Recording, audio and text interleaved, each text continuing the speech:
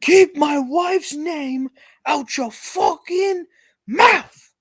What's going on, everybody? Welcome back to another episode of the Anonymous Investors Podcast. I am Jada's boyfriend, and today we are visited by the almighty, all-powerful, all-knowing, omnipotent God. God, how are you doing today on this fine evening?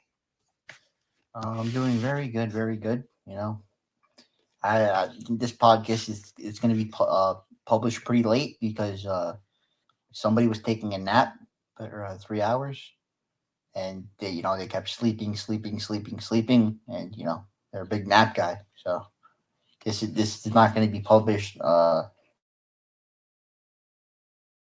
the routine schedule. It's going to come out a little bit later. You know what? There's nothing wrong with taking a nap, especially when the person you're trying to contact doesn't answer and you feel like you have a better chance of contacting fucking aliens through fucking SETI, okay? For those of you who don't know what the fuck SETI is, that is the search for extraterrestrial intelligence. Those motherfuckers have been sending out waves into outer space, radio waves, of course, into outer space through satellites, and they seem to have a better chance of contacting fucking aliens. It's also very late at night, so it's not like I can send my What they fucking say, the carrier. best It's not like people, I can right, send my fucking are the carrier hardest pigeon people to out. reach. Sorry, go ahead. The best people, right? The most important people are the hardest people to reach. Listen, if I have to send out fucking carrier pigeon to get a hold of you every week, this is gonna be a big problem. It's gonna be a big problem. Just telling you. The folks need to know. The folks need to know that. You can't be sending out signals The in one your guy. dreams. That doesn't work. That doesn't work. You have to wake up. Okay, fair enough. All right. So those of you who don't know, we always record like within a certain time frame. So it was a little bit before then, so I had some time, and I didn't feel like really sitting around doing nothing on the computer, just like dicking around. I already laid out some of the things that we wanted to talk about, so I said, all right, fuck it, like I'll go to sleep for a little bit, and then I didn't hear from him, so I was like, all right, fuck, like I don't know if we're doing it, but he's not the type of guy to just say he'll do it and then not do it. So I figured I'd just wait until he contacted me, which was a good move because then I don't really have to like wait around for him. So he was waiting around for me. You got to topsy turvy that motherfucker. Like Leon Black says, you got to topsy turvy that motherfucker. You got to interview them. They ain't got to interview you. You got to interview them, like from Curb. So shout out to Leon Black. Leon Black's fucking awesome. Also, JB Smooth's an awesome fucking actor. But anyway, there's a lot of stuff that we could talk about today. Obviously, me being Jada's boyfriend, there's been a lot of crazy stuff going on lately. Not particularly in the world of finance, but just in general. And all I just wanted to say was that, you got to keep my wife's name out your fucking mouth, son. I'll open-handed fucking smack you. Just like Jada and Will's relationship. Open. That's how it is. That's how it is, God. Open. Indeed. Open relationship. Wow. Yeah, Chris Rock is much better than Will Bozo Smith, who can't even take a joke. That clown. That clown thinks he's in Philly or something like that. He would get his ass beat if he came into my streets, my section of town. We would have him jumped. All I can think about is how in the last episode we had a segment about Home Depot and checking privilege, right? And the only thing I can think about is how entitled do these fucking babies think that they are? They could sit there and laugh at every other joke that Chris Rock has for every other person in that room that I'm sure to some extent bothers those people, but they can't take the fucking joke. They think they're above the joke, right?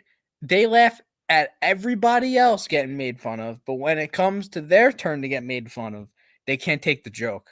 And I hate people that do that. Such fucking entitled little babies. They think they're a protected class of citizens. They think they're better than everybody else. That is the definition of entitlement. Indeed, that's what you're very entitled. You act like those people a lot. Right? You go around. You're sleeping. You're taking naps. Right? You're unable to take jokes. You're very you're very cranky all the time. You're taking a lot of naps, and basically you don't know what the hell you're doing. You gotta straighten yourself out. I just find it funny how Also, just to say this too on a different note, Chris Rock is hilarious. Like, I'm gonna try to go see him now because I really like how he handled himself in that situation. He fucking ate that slap. That guy's a G. What a chin he has, huh? He ate that shit and he was just like, all right, moving on then. And everyone had his back. Anyone that didn't have Chris Rock's back there is a fucking bozo. Chris Rock's the man. He ate that shit. I don't know if you saw, but we won't play it here. But if you haven't seen it, Andrew Schultz from the Flagrant 2 podcast, he had this awesome like 3 minute monologue to open up his latest episode, and I think he called it like the roast of Will Smith or something like that. And the whole episode was them reacting to it, but the first 3 minutes was just like an opening monologue of him just cracking jokes left and right about Will Smith and Jada Pinkett Smith. And oh my god, was it so funny? He was just like, "Oh, Will Smith, a lot of people were saying he won like the Legacy Award that evening. No," and he goes, "That was reserved for the plumber that unclogged the drain at the Smith household."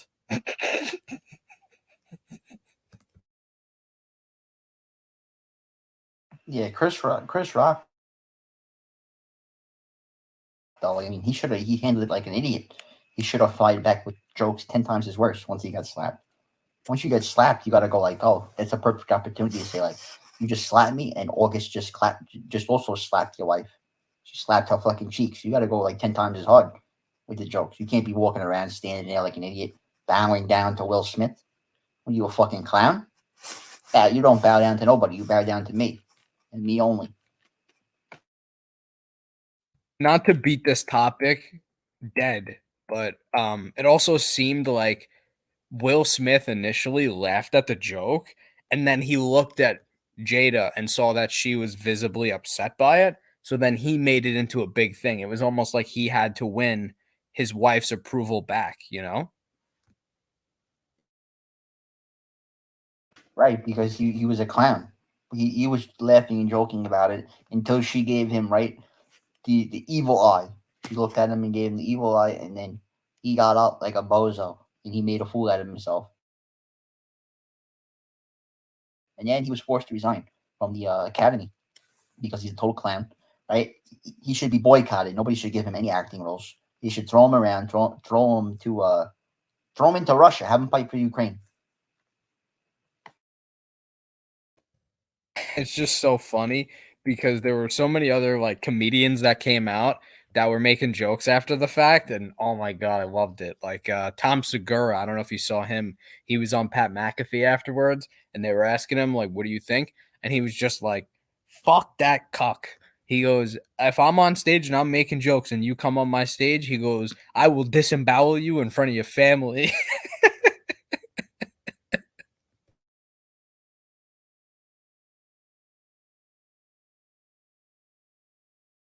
Oh man, so funny though. It's just crazy how people don't know how to take a fucking joke nowadays. Like he's literally making jokes about everyone in the room, just roasting them, and you think you're above the fucking joke because you're sensitive about losing your hair. It's different if like she had cancer, but she came out and said that she has alopecia.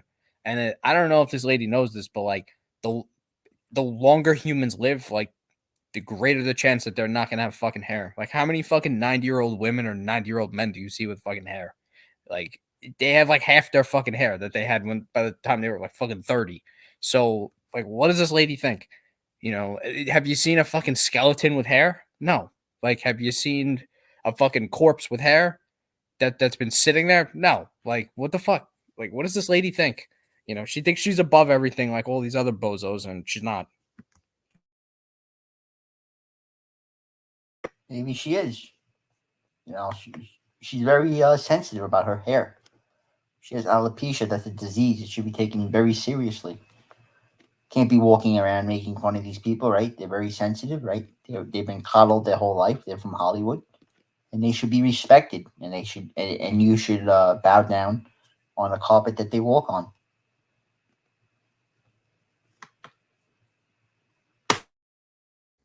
I couldn't help but think about the Ricky Gervais monologue from the Golden Globes in 2020, where he was just shitting on Hollywood. Like that's the immediately the first thing I thought of is he was just talking about how Hollywood is so disconnected from the real world. He was like, "None of you are in a position to lecture the public about anything." He's like, "You have less real world experience than Greta Thunberg." He's like, "So when you win your little award," he goes, "come up, accept it, thank you, little God, and fuck off." And that's the whole thing I was thinking about the entire time, because he just like the way that Ricky Gervais just ripped into everyone.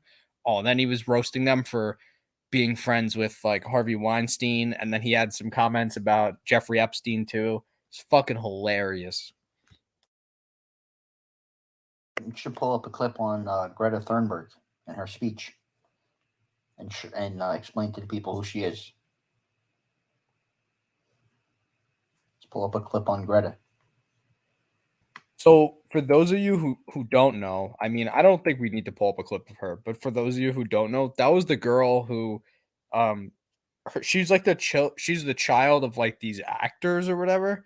I think that they're like Swedish actors, and she was just pushing for like climate change initiatives, but everything she was saying and pushing for, all these celebrities were like praising her. So like Leonardo DiCaprio was like, "Oh wow, she's so brave, like pushing for climate change initiatives and all this shit." And meanwhile, that fucking asshole's like just like riding around on a yacht, just like destroying the fucking, the coral reef and just destroying our oceans and polluting. And then he's flying around in a private jet emitting like 10 times the amount of carbon than like the average person combined, or excuse me, like a few of the average people like combined. And it's just funny because their carbon footprint, a lot of these people in Hollywood, like the things that they do, their carbon footprint is like 10 to anywhere from 10 to 100 times more than the average person, but yet they want to lecture the average person on like being better and not emitting as much carbon and not polluting as much. And it's just like you're in no position to lecture anyone. Like I use a lot less carbon than you. So, oh, you got a clip. Perfect. Play this shit. Oh, this is the lady who's like, "You've destroyed my childhood." You got to play this. Is this the speech where she just like loses her fucking mind? I don't want to rip into her too hard because she's a kid. So I shouldn't be up here. I should be back in school on the other side of the ocean. Yet you all come to us young people for hope. How dare you? You have stolen my dreams and my childhood with your empty words, and yet I'm one of the lucky ones. People are suffering. People are dying. Entire ecosystems are collapsing. We are in the beginning of a mass extinction, and all you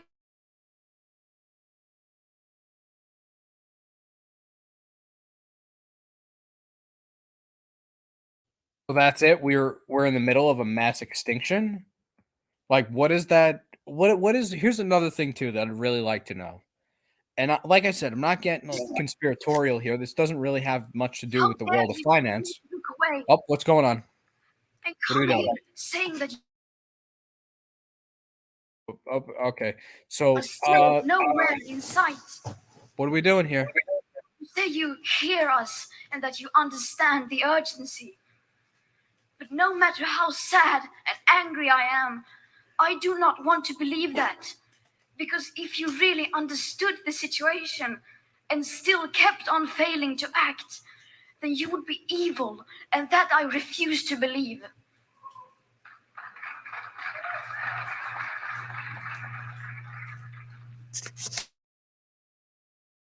End scene. End scene. The popular idea of cutting What our are we emissions doing? Get it off! only gives us Come on. I don't know what's going on with this clip. We're trying to end the clip, but it keeps fucking playing here. Hang on, folks. All right.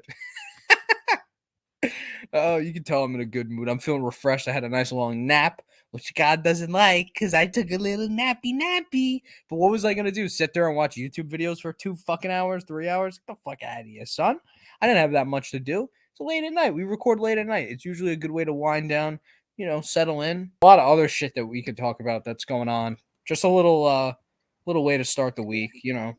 So I don't know if you hear me, God, but if you can just type in the chat and we'll circle back. He's having some connection issues lately. It's something he's been dealing with off stream too. He's got that Walmart connection. Anyway, those were back in the days. It's what we used to call it. Back in the days when I'd play games a lot more than I did. You got mental connection issues. Your neurons. Your neurons are not connecting. My neurons aren't connecting. My neurons are firing right now. So you can't tell me shit, motherfucker.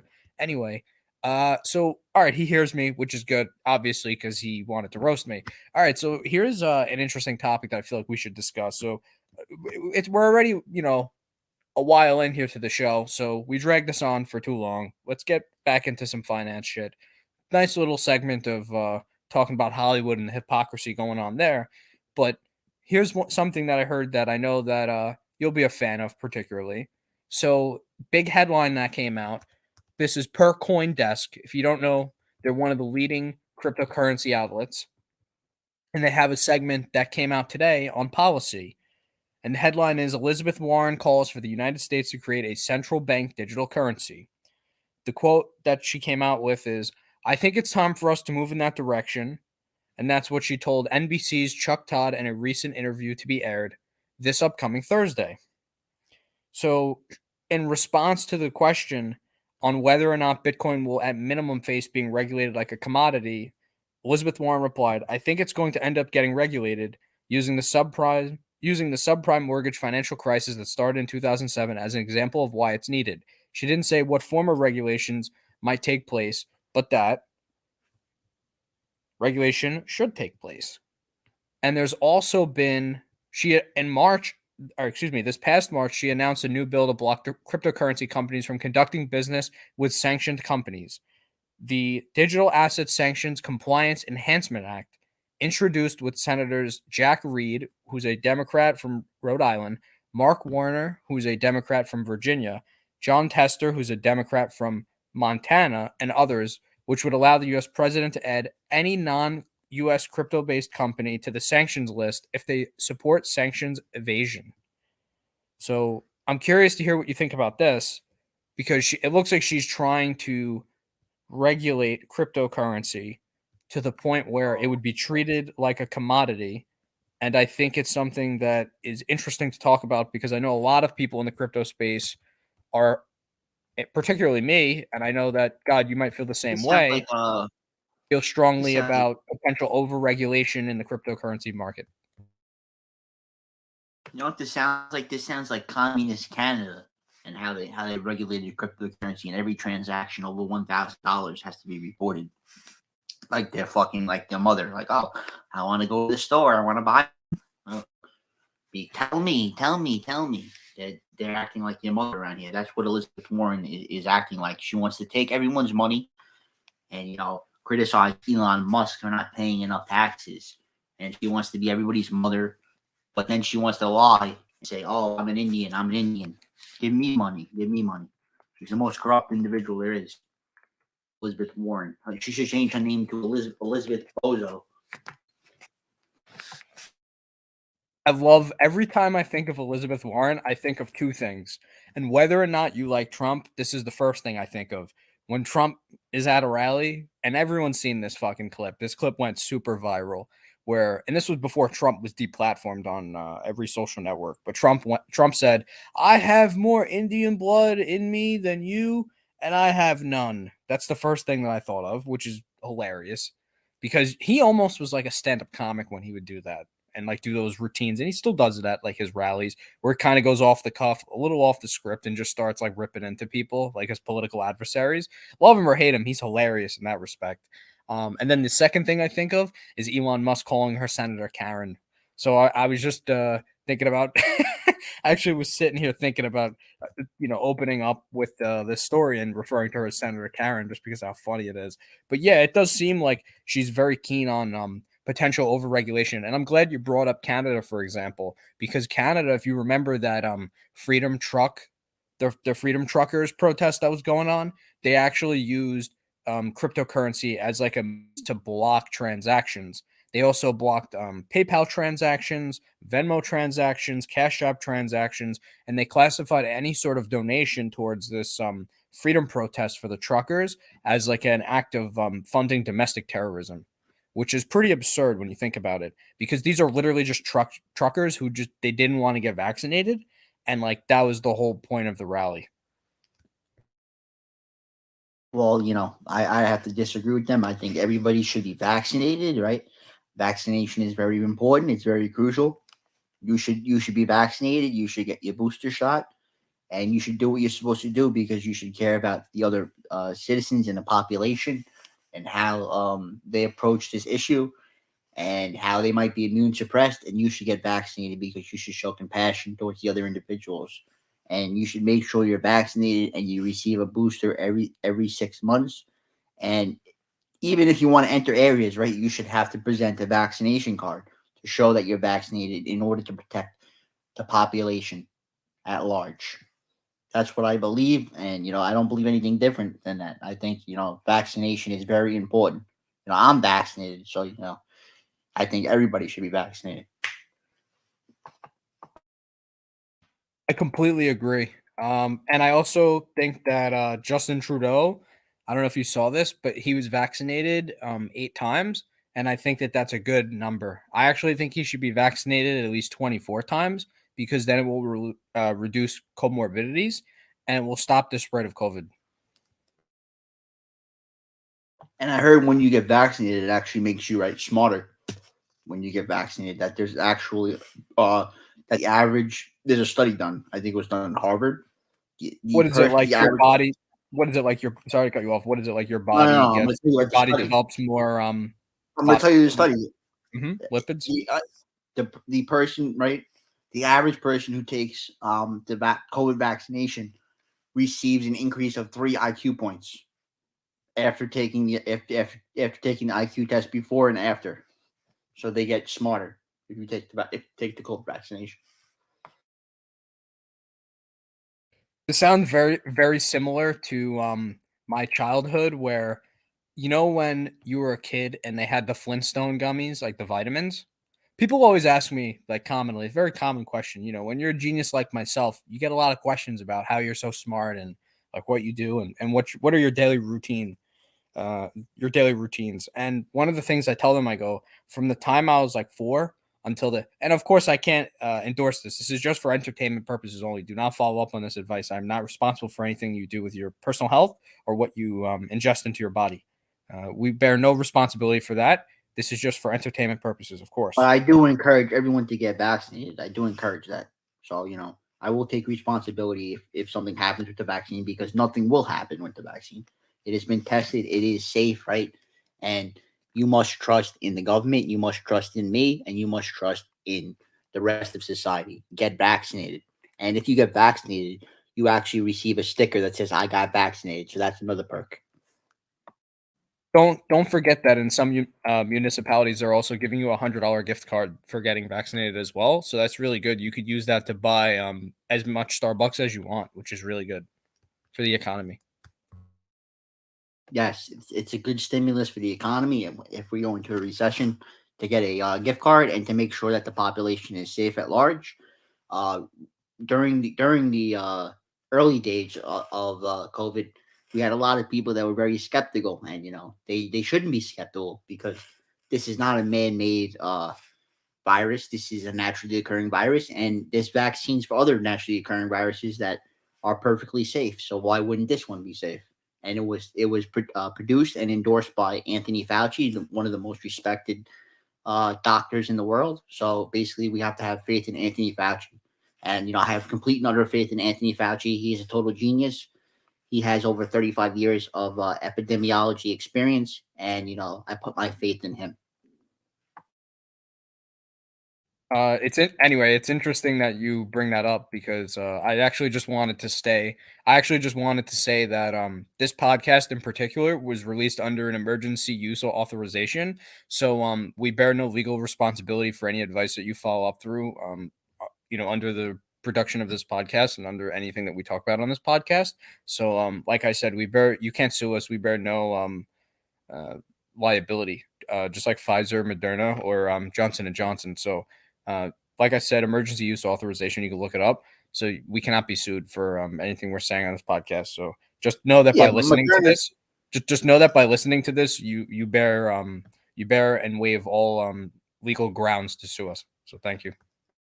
And that's very important because if someone listens to you for too long, they might blow their eardrum out because you talk very loud, right? You're talking in a very arrogant manner and a very disrespectful manner. And if people listen to you for too long, right, they might lose their hearing. So that's a good disclaimer that you put out there. That includes you as well, you fucking bozo.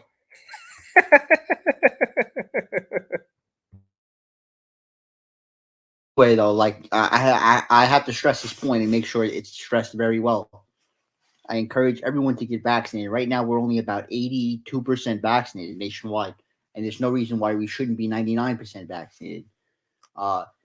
If people want to go out, they want to go to baseball games, they want to go to bars, they should be required to show their vaccination pass. And if they don't want to show their vaccination pass, they shouldn't use the hospitals. They shouldn't be able to go to schools. And I believe, right, in people wearing masks. I think everywhere you go, you should have to wear a mask.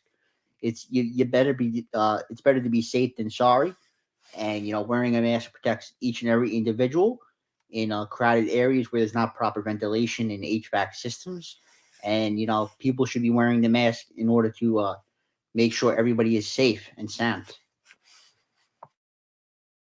I completely agree, and to a much greater extent, I think you should wear a second mask, and I think you should also wear a mask. No. Actually, the CDC actually said you should be wearing 3 masks. So I believe in they said 3 now. Triple, yes, I believe in the triple wearing of mask, just like the triple wearing of a condom. I believe in both. Well, Drake could tell you about the condom thing, allegedly, right? What was that about? Yes, he wears he does the triple condom method, and he puts I think he puts mayonnaise. What did he put in the condom? Didn't he put like Frank's Red Hot or something? Afterwards. Yes, that's called the neutralization of the spermicide. That's scientifically proven. Hot sauce neutralizes spermicide. So basically, he prevents the thoughts from capturing the sperm, right, and re-implementing it into the vaginal canal. But isn't that the whole point of spermicide? Doesn't it kill the sperm after you use the condom? Like, I don't understand that. So isn't it just like a double negative? We're talking about the traveling of the sperm. So it's captured by the condom, and then basically these girls would take the condom, capture it, right, and then implement it into the vaginal canal. So basically, by pouring the Frank's Red Hot, he's preventing this passage of and transfer of the sperm, right, into the canal in order to form, right, a embryo. Here at the Anonymous Investors Podcast, you don't just learn about finances and how to manage your money and how to better put yourself in a position to take care of your family and your loved ones. You also learn about how to properly use condom to prevent the loss of any sort of financial gain that you have over the course of your life to some girl who's going to try to take half your shit because she's going to claim that she had a kid with you. Yes, that's very important. You got a lot of gold diggers out there who, they want to take you for everything you got. Recently, I think we had Black China come out and say that Rob Kardashian and that guy Tiger, I call him Tigor. It sounds better.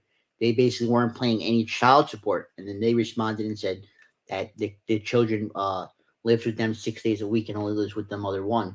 And basically, she was crying because she had to sell 3 of her vehicles, 3 of her exotic vehicles, and she thinks that she should be supported through child support. So that's what Drake is trying to prevent here with the hot sauce.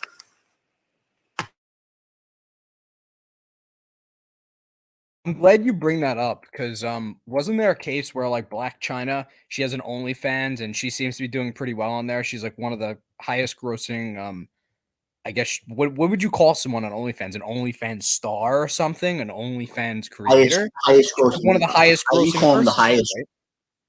No, you call him the highest grossing, right? Dot. That's what you call him. And you put him on dotpatrol.com. You call him the highest grossing dot.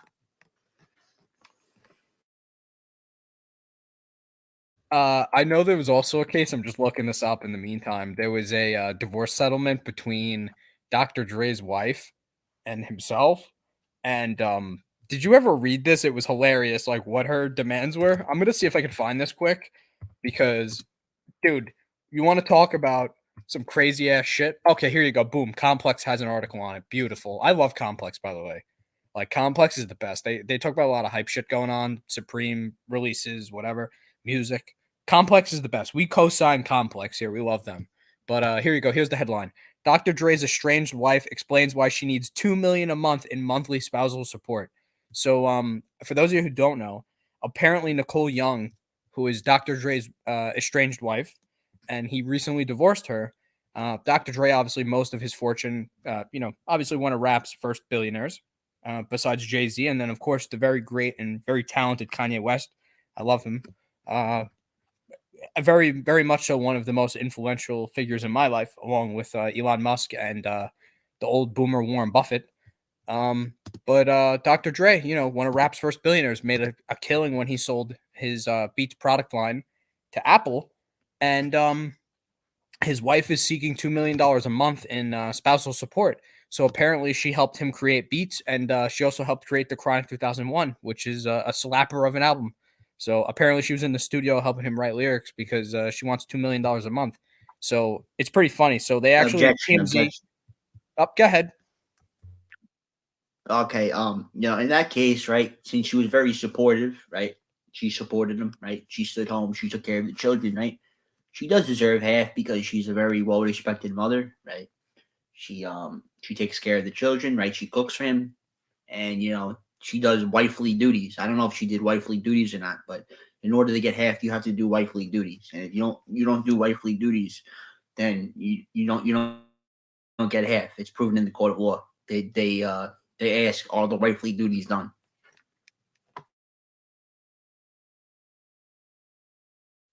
It's funny that you say that because it just seems okay. So here we go. TMZ, and by the way, I'm more than happy as the judge. I'm more than happy to grant the motion of your objection. So I'm very very welcoming and becoming of listening to the other opinion. So it looks like TMZ, TMZ gets everything apparently. You know what's funny about TMZ? I'll just say this as like a side tangent, like a side note.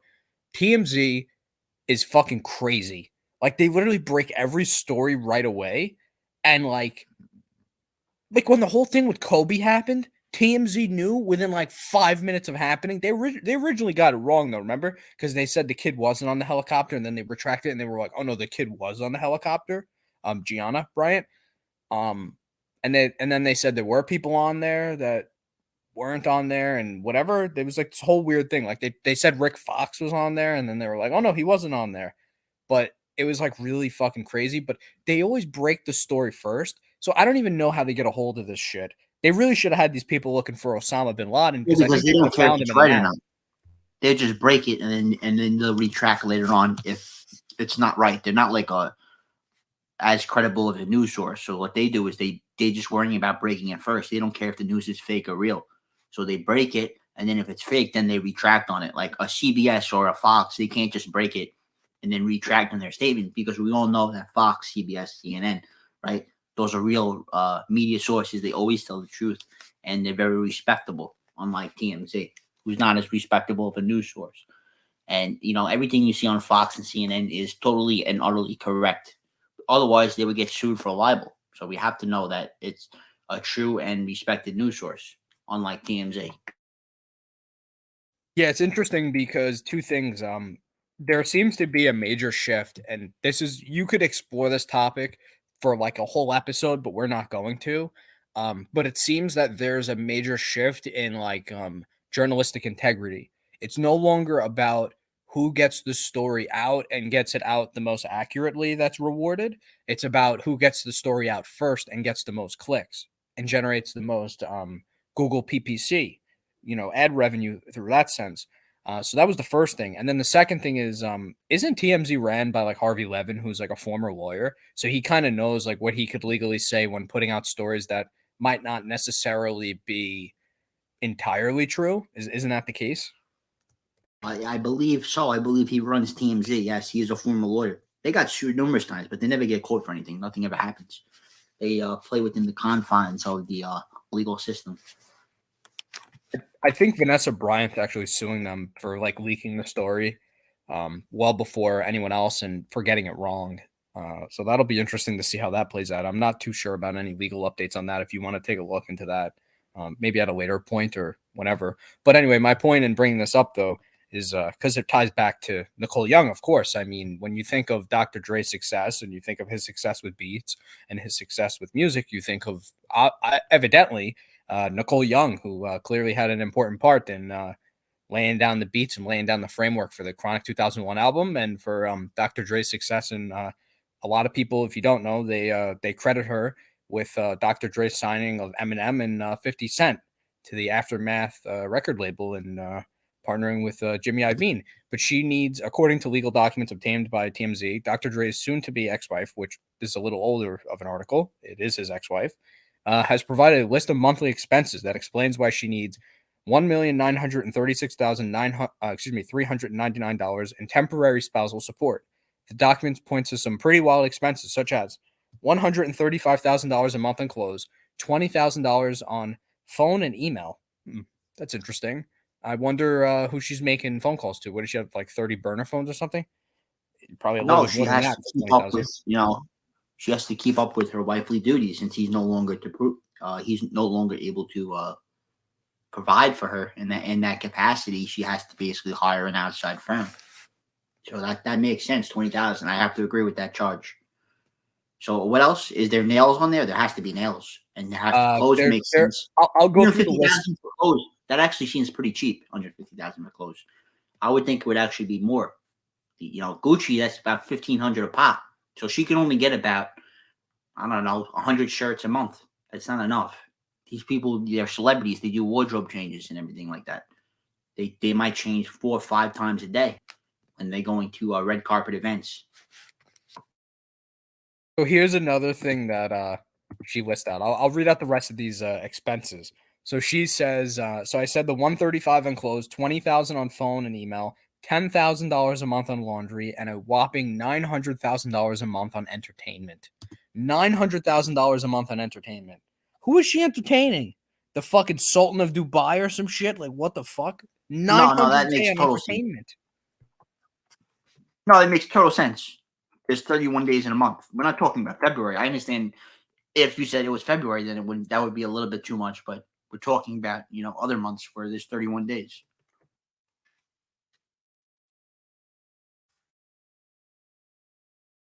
That makes perfect sense. So how does that break down mathematically per day? Let's see it. Let's fire up the calculator. Let's say 31 days, you got $900,000. Well, that's 29,000 per day. So you wow. You can't. There you go. You can't even rent a private plane because you can't afford it because you only get 29,000 a day. You have to save up for 2 days.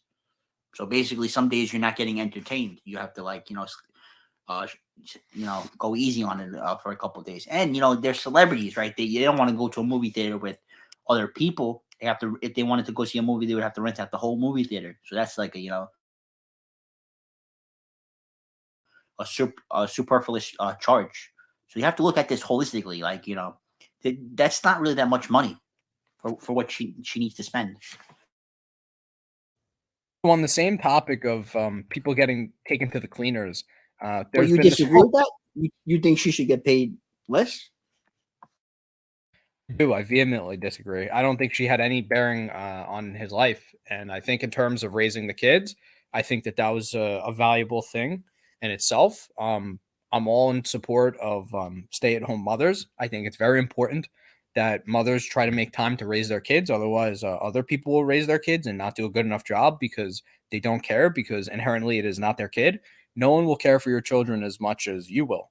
Just like no one will care for your house as you will, and no one will care for your car as you will, and no one will care for the people that love as you will. So I think it's very important that you're there for your children, and if you can, you should raise them. But I do disagree. I don't think $2 million a month is reasonable for that. I think maybe I like what Trump does. Funny to bring him up, but he allegedly in his divorce agreements, he agrees to pay like his ex-wives like $100,000 or $200,000 a year, and they seem to be perfectly fine with that. And I think that's a very reasonable amount of money for someone who's a billionaire to pay out to a wife for spousal support, because she realistically she realistically gave up her career. So it's not like she's gonna go and work at fucking Wendy's or some shit, or she's gonna go and work at, you know, an office or whatever, because she probably, in all likelihood, if she did work before meeting Dr. Dre, or especially early on, um, you know, she kind of I would say that she probably took a step back and like decided to raise the kids. So she probably has, you know, what you're kind of saying is like she's being compensated for like the giant gap in her resume and basically not being able to seek employment. Because I mean, yeah, realistically she could work, but I would say someone, particularly women, with like a just how the system is set up, like there seems to be some type of discrimination against women who have you know, who decided to pursue motherhood and then try to go back into the workforce, who have a gap of like 20 years or more on their resume. It seems that they kind of are like heavily discriminated against. So it makes sense that she probably would want some type of spousal support. But I think $2 million a month is a little fucking ridiculous. I think that you have a lot of attorneys that I like to call ambulance chasers, and for those of you who don't know, it's just like attorneys that chase like big amounts of money. So they probably put in their head like, oh, let's ask for 2 million and then we'll settle for like 500,000 a month or whatever. And it just seems that the attorneys do that so that they can rake in legal fees because they get a percentage of the amount of money that she's awarded in the civil case. You also got to look at it like this: like she was married, right? She gave up her life, and no guy is gonna want to marry somebody that was previously married and has children. So, like, you have to compensate her for being a used commodity now. There has to be proper compensation. Don't you agree? Perhaps she's not factory new. She's not dead stock, if that's what you're talking about. Yeah. She's not She's fucking dead stock. She did. If she goes, she can't be sold on StockX. She's not gonna go to. She's not gonna go to StockX. She'll probably go on like Goat or something. You know, like a lesser platform. right, VNDS with damaged packaging. They say damaged box. Yeah, and the some midsole separation, right? Or definitely some midsole separate. Might be even a tear in the midsole. For those of you who don't know, we're just this is all like sneaker lingo. So VNDS, very near dead stock. Dead stock meaning it's brand new, factory sealed, factory laced. So obviously she's not new out of the box. You can kind of get what we're getting at there. But anyway, on that same topic of people getting fleeced and getting finessed, it also, in that same crypto sphere, there also has been a lot of talk and about, we spoke about a little bit with like the Nelk Metacard and stuff like that. I don't want to go into NFTs anymore. I'm so tired of them. We shared our opinion on it before. We'll talk about it at another point. We exhausted every thing that we wanted to talk about in that respect. But it looks like Shiba Inu is breaking into the metaverse, and they're featuring, at least it appears that they're going to feature over 100,000 plots of land. So my main question to you, God, is does this change the value perspective of Shiba Inu? And if you're a Shiba Inu holder, what are you doing? And how are you approaching the fact that they are now going to be kind of entering into that metaverse space? And as a whole, what do you think of the metaverse space? Because we did speak about it a little bit, but do you think it's a cash grab? Do you think that, you know, it's a good thing? Like, what's your perspective on it? I'll give you the short answer and then I'll give you the long answer. The short answer is, right, I believe Shiba Inu, right, it has no long-term prospects at all. It's a total dog shit token, as essence in the name, Shiba. So the metaverse, right, are people going to want to sit behind a camera 24/7 and live their life in a simulation? I don't think so. I think people actually want to, realistically know what's going on in the real world and not live their lives under a simulation. I see this metaverse not going anywhere. It's complete fabrication. It's not as big as people think it's going to be, but there are some benefits to the metaverse. Like, you could go on. You might be able to go to Disney through the metaverse and go on, like, see certain movies there, and play poker with your friends in the metaverse. But Shiba Inu is not going anywhere with the metaverse. I think it's a total it's basically hype in order to drive up the price of the token. Shiba Inu has 549 trillion coins. Right, that's not uh, that's not limited at all. It's a total scam. And if you still hold Shiba Inu, then you're a moron. And whenever there's hype in Shiba Inu, you should be selling it off like rapidly.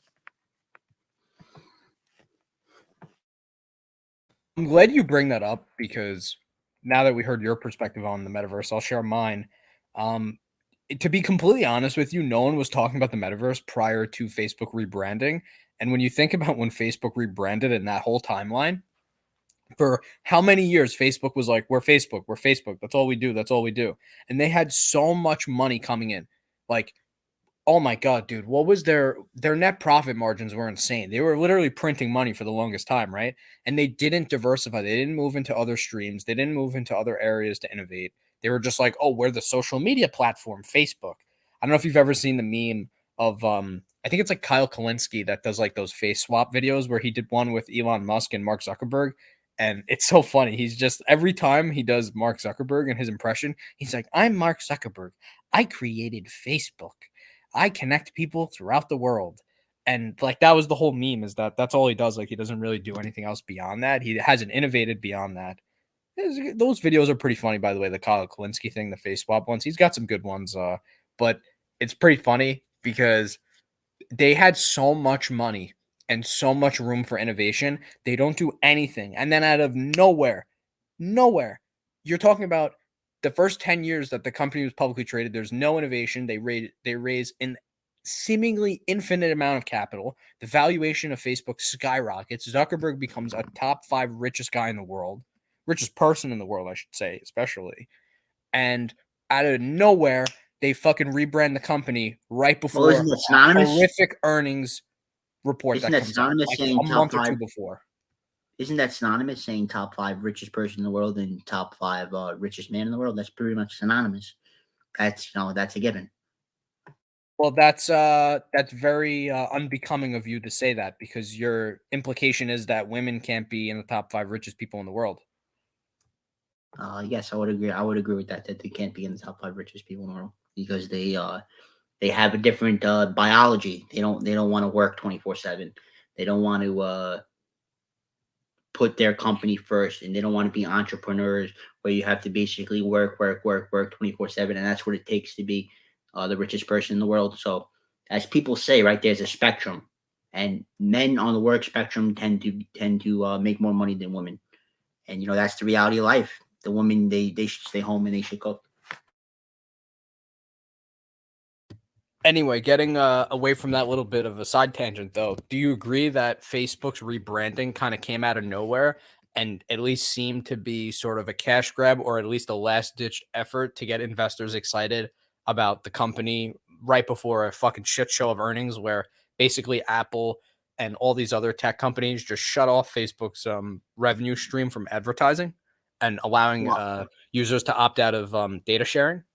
Well, I concur with that, right? But I also, you have to elaborate a little bit further. I think it's what you call, right, a diversion technique. People were attacking Facebook. They were attacking it, saying, we have privacy issues, this and that. And by them going into the metaverse and them using this new technology, and by changing the name from Facebook to Meta, they're taking the bad publicity and they're changing it into something else. They're changing it into the metaverse. So basically, it's what you call a diversion technique. And I wouldn't be surprised if Peter Thiel gave Zuckerberg this idea. He's very famous for using diversion techniques. Peter Thiel, the way that he's portrayed in that movie, people say that is very similar to how he is in real life, if that's fair to say. Yes, I would agree with that. I know him personally, so yeah, I would agree with that. That he is very similar in the movies than he is in real life. Yes, I would agree. So on that same topic now, so Facebook rebrands, right? They become Meta. Now, do you think that here's the thing, like if you're Facebook and you're in that situation and you have these other companies essentially that for the longest time they were sort of your contemporaries within the space, especially Apple. I don't think Facebook ever viewed Apple as competition, which is kind of crazy, but Apple's more at this point they're more of a conglomerate and like a tech producer than anything else. Like Apple isn't in that like social network space, but they do have control of it. So they definitely view like Facebook and Apple's relationship as kind of like those of contemporaries. So they definitely don't really view themselves as direct competitors.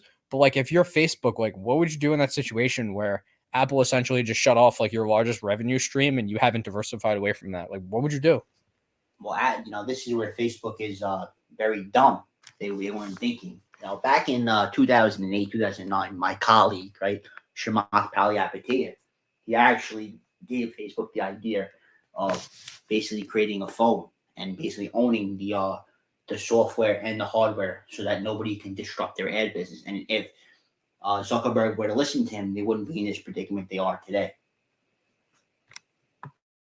Yeah, and it's interesting that you bring up Chamath Palihapitiya because a lot of people aren't familiar with him. So I'll give him a brief introductory segment here on the show. For those of you who don't know, he runs Social Capital, which is one of the largest venture capital firms out of Silicon Valley.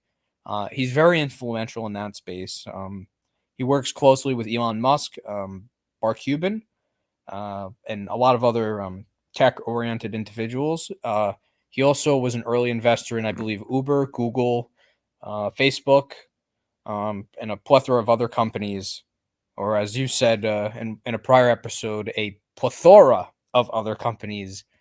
And he just seems like an all-around good guy. He was one of the early backers of like the Wall Street Bets GameStop rally, and he went on CNBC and just ripped into Scott Wapner, who was the host of the CNBC segment that he was on, and just kind of ripped into him for supporting the hedge funds and not really supporting the individual's freedom to buy stocks that they like, that hedge funds necessarily do not like. And it was just an interesting thing to see unfold. He's a true gentleman and a scholar. You have to respect him. He's for the people. He's not for the hedge funds and the suits. He is a gentleman and a scholar. He's also a very funny shit poster on Twitter too, just like Elon, and he's a good follow. He calls himself the SPAC King because he helps all these SPACs go public. For those of you who don't know, this is the first time we're talking about SPACs on here, so I'll give a little background. SPACs are special purpose acquisition companies, so they're essentially blank check companies. So you basically, the way it works is SPACs go public, and then they don't really tell you what company they're helping to bring public. So you buy shares in these SPACs, and you're kind of betting that whoever is operating the special purpose acquisition company is going to bring a very well-known company that you're rooting for to become public. And it's an interesting way to raise capital, but it's basically a blind bet, right? It's almost like you're playing poker and you're pushing all in without even looking at your cards beforehand. Is that a fair analogy? Well, yes, and there's also concerns about how these people, they only have 2 years to find a business, and if they don't find the business in 2 years, they're gonna not get their commissions. So they're incentivized to find any business, even if it's not a good business to invest in. So this presents many concerns, and I think people should just avoid SPACs in general, unless they respect the sponsor, know the sponsor, and unless the sponsor is a gentleman and a scholar. So it's very interesting to me about SPACs. This is the question that I had, because I'm not too privy to them.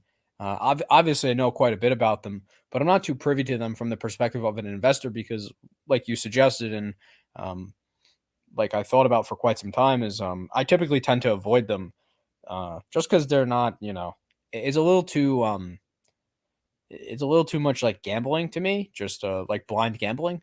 So I try to avoid things that stray from like my fundamental analysis and anything that can be empirically proven. But what happens to the shareholders of a SPAC if the SPAC doesn't end up taking any company public?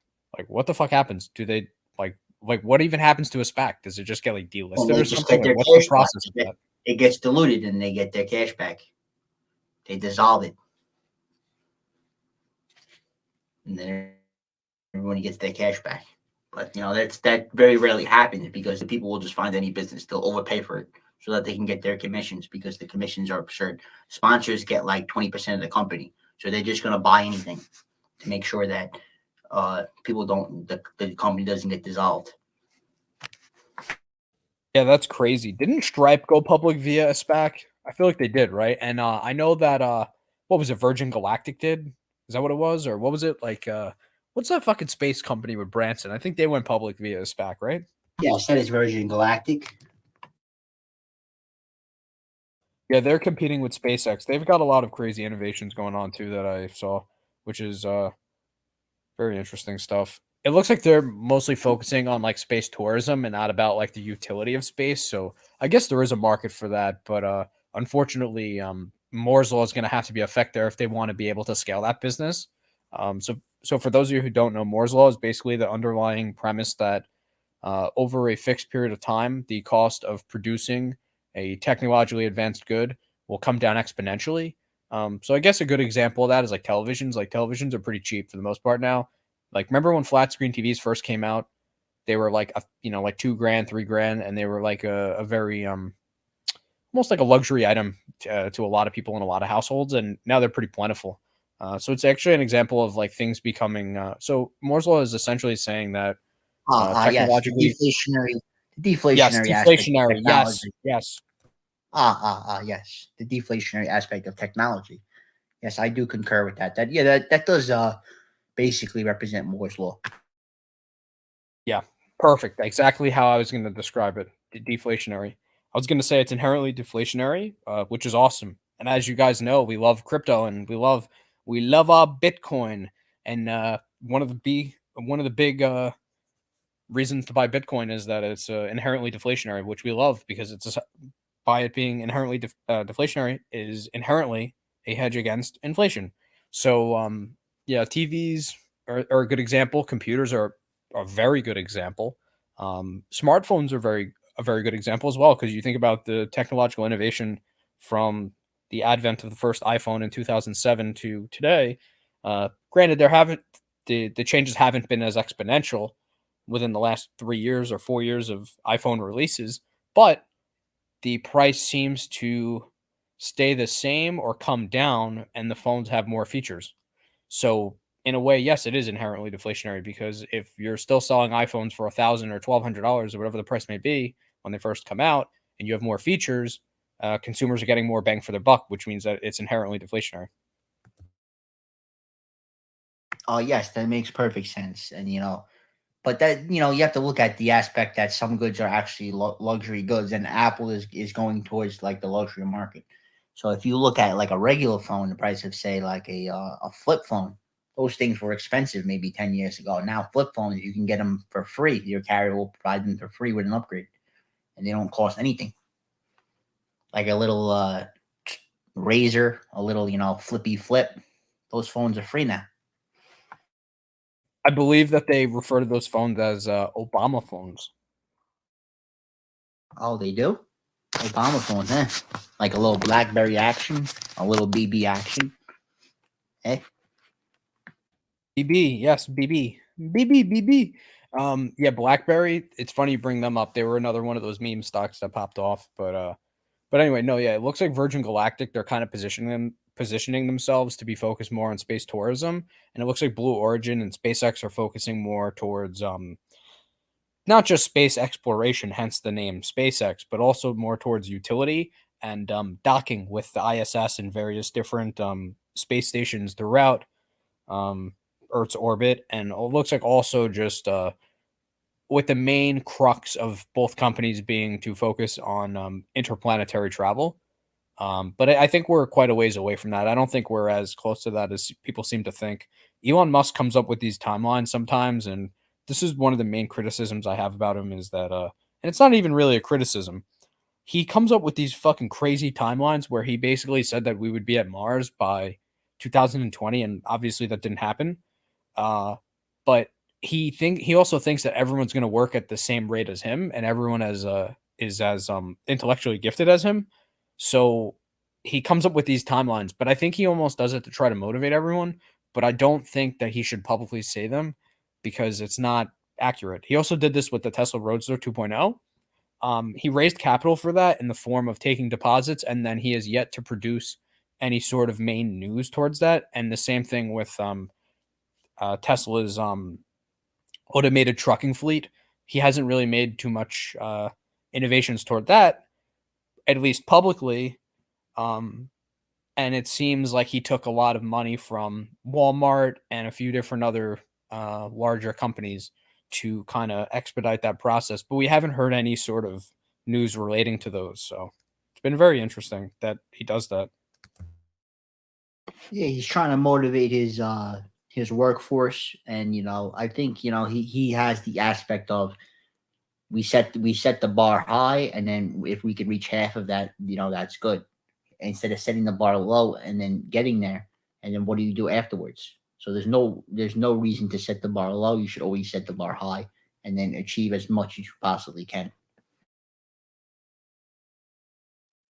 So on that same topic of referring to companies' finances and potential downturns within a company, this isn't particularly related to the field of equities or anything like that, but it looks like, particularly in the NFL, there was a recent headline that came out this week. I was curious about your opinion on this, where the Washington Commanders owner, Dan Snyder, who has come under fire in the past for various different allegations of mismanaging the team.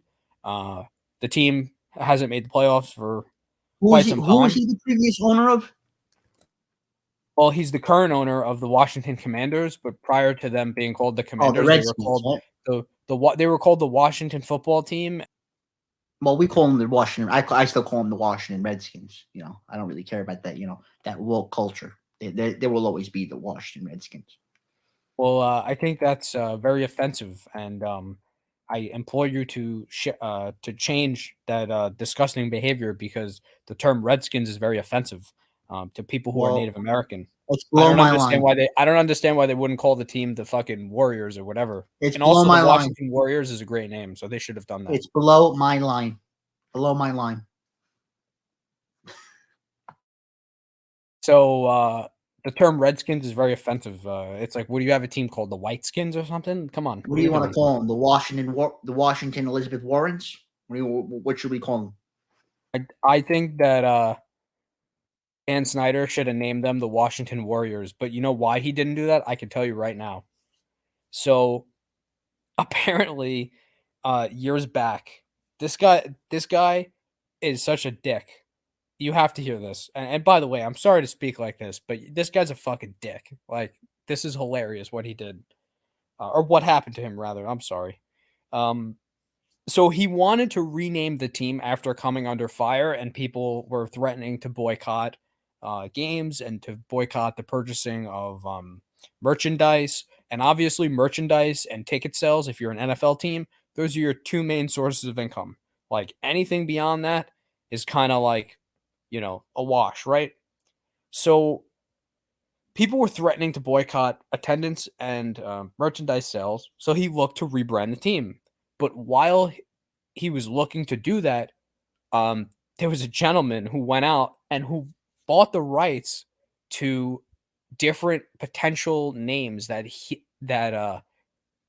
at the time the Redskins came up with to rebrand.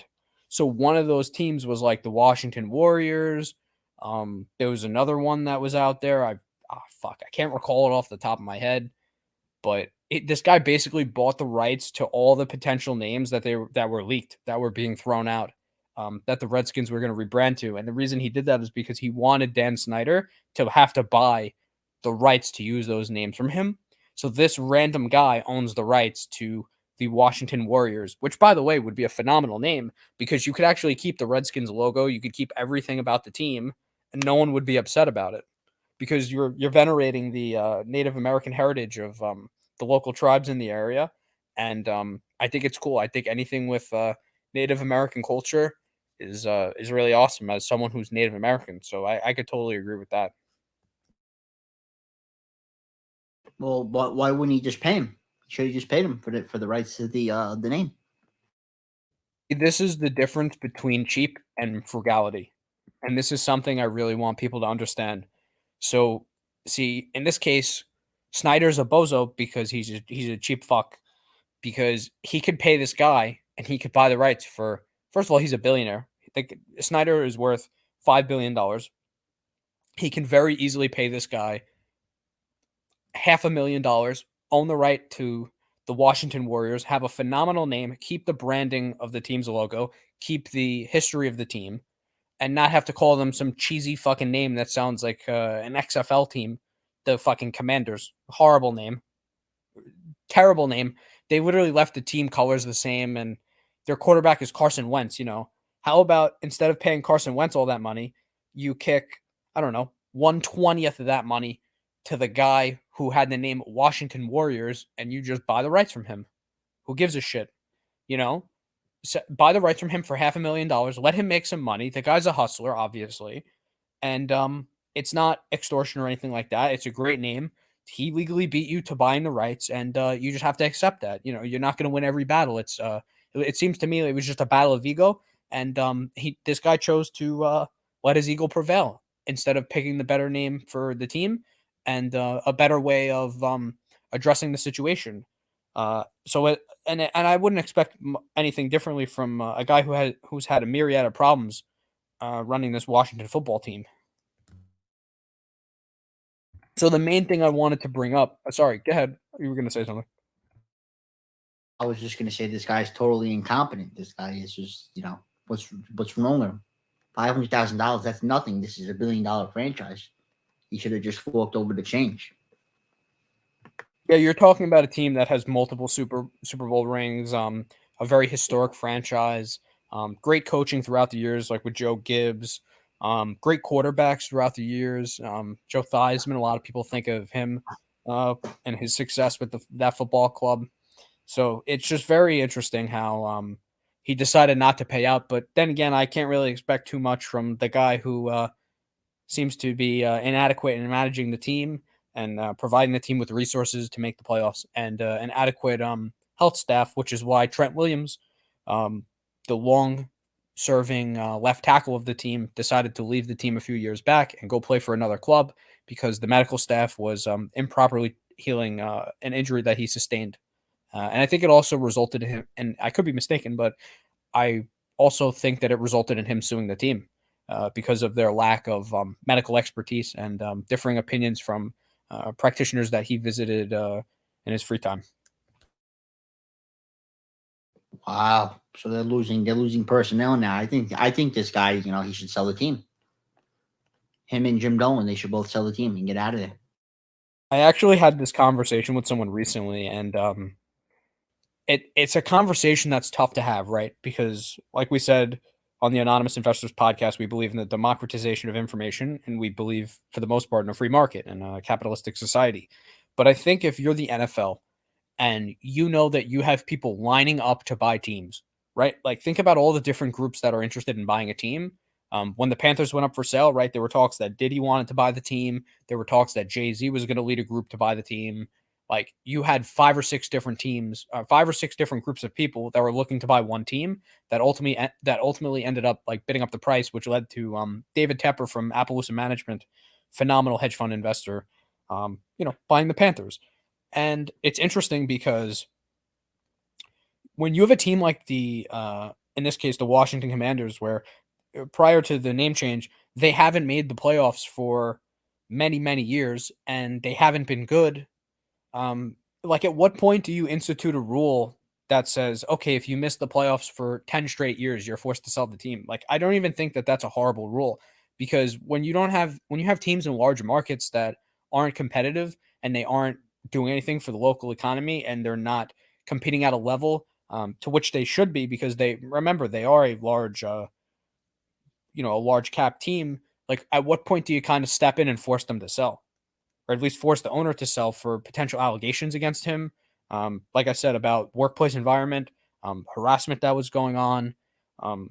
Obviously, the team branding. Realistically, okay, so you have the name the Redskins, right? This is how I would have played this, and maybe I'm wrong here, God, but I'd love to hear your opinion on this. You have a team that's named like the Redskins, okay? For the longest time, no one had a problem with it, but somewhere down the road, people had a differing opinion on it, and they felt that the name was derogatory, okay? Why they feel that way doesn't really matter. It just matters that people feel that way, okay? So I think the most important thing to do in that situation is to pull the people that the name directly affects. So you should pull the people who, like I said, in this case, the name directly affects. I don't think you should pull white liberals. I think the opinion of white liberals pertaining to an issue about Native Americans is not pertinent unless those white liberals have Native American heritage. So it doesn't make any sense. I think you should pull directly the Native American cultures. You should go speak with indigenous people and see what their take is on the situation. And if they tell you, for the most part or overwhelmingly, that the name probably should be changed, then I think that it's more than fair to make that assertion to change the name. So on that same note, you pull Native American people, you see what they say. If they say to change the name, okay, great. Now, like I said, you make the team name the Warriors, and from there, you're able to present an opportunity um, to not only have a better like PR view of the company, but you also show that you're willing to change with the times and you're willing to adopt a more modern approach to running the franchise. So this is what I would say if I was him. And I'm not a PR person, but this would be my statement. But unvetted before going to PR people and communications people to spin it or whatever the freak those people end up doing when they release statements. I would rebrand the team to the Warriors. I would say after a long period of consideration, we decided to rebrand the team to the Warriors because the Warriors provide us with an outlet to better venerate our Native American ancestors and our Native American contemporaries, and we really appreciate like and respect the Native American culture. Additionally, it would provide us with the opportunity to retain the team's branding that has drawn in long-term fans, and the team will, from this day forward, will be referred to as the Warriors, and it'll be done in a way that shows respect to the Native American culture, and respect to the indigenous people, and like I said, it'll be a way to still draw in people who remember the team as it once was under a different name, because all the branding would be the same with the exception of the name. So. Yeah, there's no reason why they shouldn't do that. I think not doing that is actually like lazy. It's incompetent, and yeah, they wouldn't even have to change the logo or anything like that. Because the logos can be for NFL teams can be expensive. They got to go through an approval process. They have to. I think they even have to have other owners agree with the logo because it could value other franchises if the logo is inappropriate and everything like that. So them not having to change the logo, that's a big deal. They should have just forked over the money for this. I totally agree. It's where again, it's the difference between being cheap and being frugal. So being cheap, I always use this example. So I don't go out to eat too much. Not to talk too much about my personal life here, but it's just to create a good juxtaposition here. Um, so I don't go out to eat too much, but I leave a nice tip. So like most people would leave 20%, I would leave 30% upwards, right? But that's because I don't go out to eat too much. So when it's frugal is I don't go out to eat too much, but when I do, I leave a nice tip.